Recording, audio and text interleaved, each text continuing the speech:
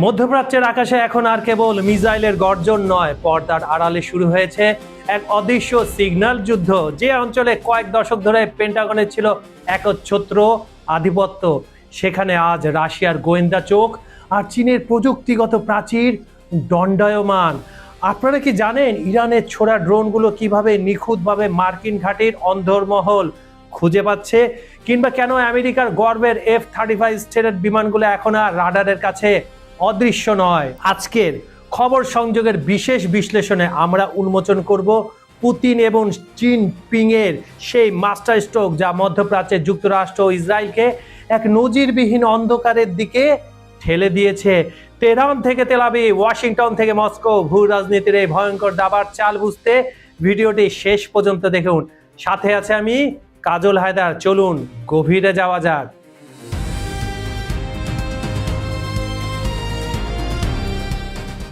মধ্যপ্রাচ্যের রণক্ষেত্রে এখন আর শুধু বারুদ আর মিসাইলের গর্জন নয়, পর্দার আড়ালে চলছে এক ভয়ঙ্কর সিগন্যাল যুদ্ধ। কয়েক দশক ধরে যে অঞ্চলে পেন্টাগনের একচ্ছত্র আধিপত্য ছিল, সেখানে এখন রাশিয়ার গোয়েন্দা চোখ আর চীনের প্রযুক্তিগত প্রাচীর দণ্ডায়মান। ইরান একা নয়, বরং মস্কো ও বেজিং এর কাঁধে ভর করে যুক্তরাষ্ট্র ও ইসরায়েলকে এক নজিরবিহীন চ্যালেঞ্জের মুখে ঠেলে দিয়েছে। আধুনিক যুদ্ধে নিখুঁত তথ্যই হলো আসল মুদ্রা। ইরানের নিজস্ব সামরিক স্যাটেলাইট সক্ষমতা সীমিত হলেও রাশিয়ার কানোপুস ভি, ইরানি নাম হচ্ছে খাইয়াম স্যাটেলাইট, সেই অভাব পূরণ করেছে। এই হাই রেজুলেশন অপটিক্যাল ও রাডার সিস্টেমের মাধ্যমে ইরান এখন মধ্যপ্রাচ্যে মার্কিন যুদ্ধজাহাজ এবং বিমানের সুনির্দিষ্ট অবস্থান রিয়েল টাইমে ট্র্যাক করছে। আর এখানেই খেলা শুরু। সাবেক সিআইএ কর্মকর্তাদের মতে কুয়েতে মার্কিন ঘাঁটিতে ইরানের ড্রোন হামলায় যে নিখুঁত লক্ষ্যভেদ দেখা গেছে, তার পেছনে রাশিয়ার সরবরাহ করা অতি গোপনীয় হানাস্কা বা কোঅর্ডিনেটেশনের বড় ভূমিকা রয়েছে। এটা বারবার আমরা আমাদের প্রোগ্রামে, আমি এবং আমার সহকর্মীরা আপনাদেরকে বারবার বলেছে যে চীন এবং রাশিয়া ইরানকে সাহায্য করছে। এবার সত্যি হলো তো, আপনারা মিলিয়ে দেখেন। চীনের প্রযুক্তি ইরানের পক্ষে।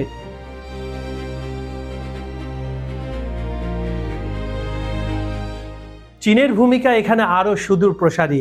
বেইজিং ইরানকে সরবরাহ করেছে YLC-8B অ্যান্টি স্টেলথ রাডার। এই রাডার প্রযুক্তি যুক্তরাষ্ট্রের গর্বের প্রতীক F-35 এবং B-21 রেইডারের মতো স্টেলথ বা অদৃশ্য বিমানগুলোকে শনাক্ত করতে সক্ষম।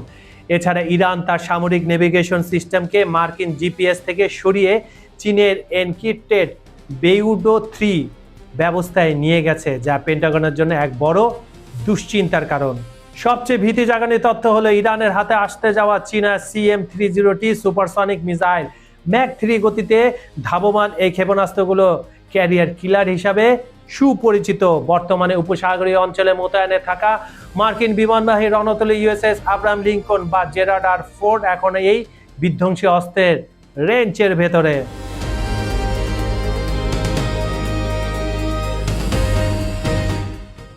বিশেষজ্ঞরা মনে করছেন চীন কেবল আদর্শগত কারণে ইরানকে সাহায্য করছে না, বেইজিং এই সংঘাতকে একটি লাইভ ল্যাবরেটরি হিসাবে ব্যবহার করছে। মার্কিন রণতরী বা স্টেলথ বিমানের বিরুদ্ধে ইরানি প্রযুক্তি কতটুকু কার্যকর হচ্ছে, সেই তথ্য চীন সংগ্রহ করছে তাদের ভবিষ্যৎ তাইওয়ান পরিকল্পনার জন্য। আর অন্যদিকে ইউক্রেন যুদ্ধে কোণঠাসা রাশিয়া মধ্যপ্রাচ্যে মার্কিন শক্তি ক্ষয় করে ওয়াশিংটনকে চাপে রাখার কৌশল নিয়েছে। What a pleasant surprise both of Russia and China. দশকের পর দশক ধরে চলা মার্কিন ইসরায়েলি প্রযুক্তিগত শ্রেষ্ঠত্ব এখন ভাঙনের মুখে। রাশিয়া ও চীন সরাসরি যুদ্ধক্ষেত্রে সেনা না পাঠিয়েও ইরানকে এমন এক দৃষ্টিশক্তি দিয়েছে যা তাদের আগে কখনো ছিল না। ইলেকট্রনিক যুদ্ধের এই নতুন সমীকরণে ইরান এখন কেবল একটি আঞ্চলিক শক্তি নয়, বরং বৈশ্বিক পরাশক্তিদের এক শক্তিশালী প্রক্সি হয়ে উঠেছে।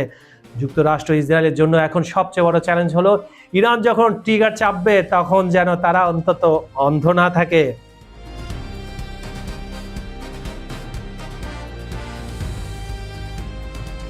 মধ্যপ্রাচ্যের উত্তপ্ত পরিস্থিতির মাঝে এক বিস্ফোরক দাবি করে বিশ্ব রাজনীতিতে তোলপাড় সৃষ্টি করেছেন যুক্তরাজ্যের প্রতিরক্ষা মন্ত্রী জন হিলি।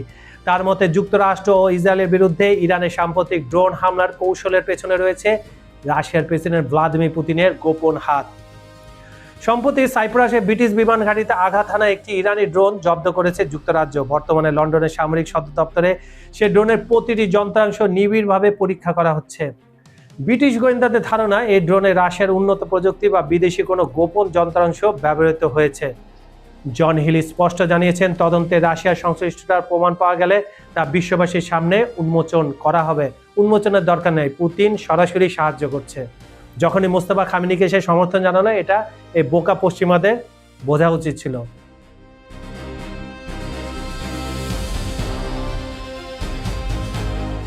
ব্রিটিশ প্রতিরক্ষা মন্ত্রীর দাবি, মধ্যপ্রাচ্যে সংঘাত যত বাড়বে বিশ্ববাজারে তেলের দাম তত লাফিয়ে বাড়বে। আর এই চড়া দামে সরাসরি সুবিধাভোগী হচ্ছেন ভ্লাদিমির পুতিন। তাই নিজের স্বার্থে পুতিন ইরানকে কৌশলে উস্কে দিচ্ছেন কিনা সেই প্রশ্ন এখন বড় হয়ে দাঁড়িয়েছে। বিশ্লেষকরা মনে করছেন, যদি পুতিনের এই গোপন সহায়তার প্রমাণ মেলে তবে তার তৃতীয় বিশ্বযুদ্ধের আশঙ্কাকে আরো উস্কে দিতে পারে। মধ্যপ্রাচ্যের আকাশে এখন আগুনের গোলাকায় ঢাকা। দীর্ঘ উত্তেজনার পর আবার ইসরায়েল লক্ষ্য করে সরাসরি বড় ধরনের ক্ষেপণাস্ত্র হামলা শুরু করেছে ইরান। বৃহস্পতি ও শুক্রবার দিবাগত রাতে ইরানের ছোড়া একের পর এক মিসাইল ইসরায়েলের উত্তর অঞ্চলে আঘাত হানলে মুহূর্তে রণক্ষেত্রে পরিণত হয় জনপদ। এমন সোশ্যাল মিডিয়ায় বিভিন্ন ধরনের ভিডিও ছড়িয়ে গেছে ইসরায়েলের যে ধ্বংস হচ্ছে। এই ভয়াবহ হামলায় শতাধিক হতাহত হওয়ার খবর পাওয়া গেছে, যাদের মধ্যে কয়েকজনের অবস্থা আশঙ্কাজনক না ভাই, ম্যাক্সিমাম মারা গেছে। বিধ্বস্ত জনপদ ও আগুনে লেলিহান শিকায় ইসরায়েলি কর্তৃপক্ষ ও CNN এর তথ্য মতে উত্তরাঞ্চলীয় শহর জার্জিরে একটি গুরুত্বপূর্ণ স্থাপনায় ক্ষেপণাস্ত্র সরাসরি আঘাত হানে। ইসরায়েল ফায়ার অ্যান্ড রেস্কিউ বিভাগ জানিয়েছে, হামলার পর সেখানে বিশাল অগ্নিকাণ্ডের সৃষ্টি হয় এবং বেশ কিছু বাড়িঘর ও গাড়ি পুরোপুরি ধ্বংস হয়ে গেছে। সামাজিক যোগাযোগ মাধ্যমে ছড়িয়ে পড়া ভিডিওতে দেখা গেছে ধ্বংসস্তূপের মাঝে ছড়িয়ে ছিটিয়ে আছে দুমড়ে মুচড়ে যাওয়া যানবাহন আর মার্কিন সৈন্যরা। মধ্যপ্রাচ্যে যুদ্ধের দামামা আর ইসরায়েলি হামলার হুমকির মধ্যে ইরান জুড়ে পালিত হলো আল কুদস দিবস। গতকাল শুক্রবার ইরানের রাজপথগুলোতে নেমে আসে মানুষের ঢল। রাজধানী তেহরান থেকে শুরু করে ইস্পাহান, মাসাদ আর জাহেদান সবখানেই ছিল শুধু স্লোগান আর ফিলিস্তিনের পতাকার মহড়া। তবে এবারে মিছিলে বাড়তি নজর কেড়েছে ইরানের পরবর্তী নেতৃত্বের সংকেত ও ইসরায়েলের প্রতি কড়া হুঁশিয়ারি। এবারে সমাবেশের সবচেয়ে আলোচিত বিষয় ছিল অংশগ্রহণকারীদের হাতের পোস্টার। বর্তমানে সর্বোচ্চ নেতা আয়াতুল্লাহ মুস্তাফা খামেনির পাশাপাশি তার প্রয়াত বাবা আয়াতুল্লাহ আলী খামেনির ছবি হাতে লাখো লাখো মানুষ রাজপথে নামেন, যা ইরানের আভ্যন্তরীণ রাজনীতি ও আগামী নেতৃত্বের প্রতি জনগণের সুদৃঢ় সমর্থনের এক স্পষ্ট বহিঃপ্রকাশ হিসাবে দেখা হচ্ছে। ইসরায়েলি বাহিনী যখন তেহরানে বড় ধরনের হামলার হুঙ্কার দিচ্ছে, ঠিক তখন এই বিশাল জনসমাবেশ প্রমাণ করলো ইরান পিছপা হতে নারাজ। তেহরান ও ইস্পাহানের মতো গুরুত্বপূর্ণ শহরে সাম্প্রতিক বিস্ফোরণের খবরের পর এই মিছিল মূলত ইসরায়েল ও পশ্চিমা বিশ্বের প্রতি ইরানের শক্তির প্রদর্শনী। বিশ্বজুড়ে জ্বালানির বাজারে যখন চরম অস্থিরতা, ঠিক তখনই এক নাটকীয় মোড় নিল ভূ রাজনীতি। ইরানের সাথে চলমান উত্তেজনার মাঝে বিশ্ববাজারে তেলের সরবরাহ স্বাভাবিক রাখতে এবং দাম নিয়ন্ত্রণে রাশিয়ার উপর দেওয়া তেল আমদানির নিষেধাজ্ঞা সাময়িকভাবে স্থগিত করল যুক্তরাষ্ট্র। মার্কিন অর্থমন্ত্রী স্কট বেসেন জানান, আগামী 11 এপ্রিল পর্যন্ত রুশ তেলবাহী জাহাজ চলাচলের বিশেষ অনুমতি দেওয়া হয়েছে। অবশেষে উট পাহাড়ের নিচে আসলো, গাধা পানি ঘোলা করে খেলো। এই প্যারাটা আপনারা শুনলেন আমার কাছ থেকে, মিলিয়ে দেখবেন। মার্কিন যুক্তরাষ্ট্রের ট্রাম্পের এই অবস্থা। That we call the king of Putin. মূলত পারস্য উপসাগরে হরমুজ প্রণালী বন্ধ হওয়ার সঙ্গে বিশ্ববাজারে তেলের দাম লাগাম টেনে ধরতে ট্রাম্প প্রশাসনের এই অপকৌশল। এর পাশাপাশি আন্তর্জাতিক জ্বালানি সংস্থা IEA তাদের ইতিহাসে সর্বোচ্চ 40 কোটি ব্যারেল তেল ছাড়ার ঘোষণা দিয়েছে। এই পদক্ষেপ কি সাধারণ মানুষের পকেটে স্বস্তি ফেরাবে? সবশেষে একটি প্রশ্ন থেকেই যায়, আমরা কি তবে এক নতুন শীতল যুদ্ধের দ্বারপ্রান্তে, যেখানে মধ্যপ্রাচ্য কেবল একটি দাবার বোর্ড? পুতিন এবং জিনপিং এর এই মাস্টার স্ট্রোক কি কেবল ইরানকে রক্ষার জন্য, নাকি ওয়াশিংটনকে হটিয়ে নিজেদের বিশ্ব আধিপত্য প্রমাণের এক মহড়া? ইতিহাস সাক্ষী, প্রযুক্তির লড়াই যারা এগিয়ে থাকে শেষ হাসি তারাই হাসে। তবে এই রক্তক্ষয়ী সংঘাত আর প্রযুক্তির দাপটে সাধারণ মানুষের জীবন যেন সস্তা না হয়ে যায়, সেটাই এখন বড় প্রার্থনা।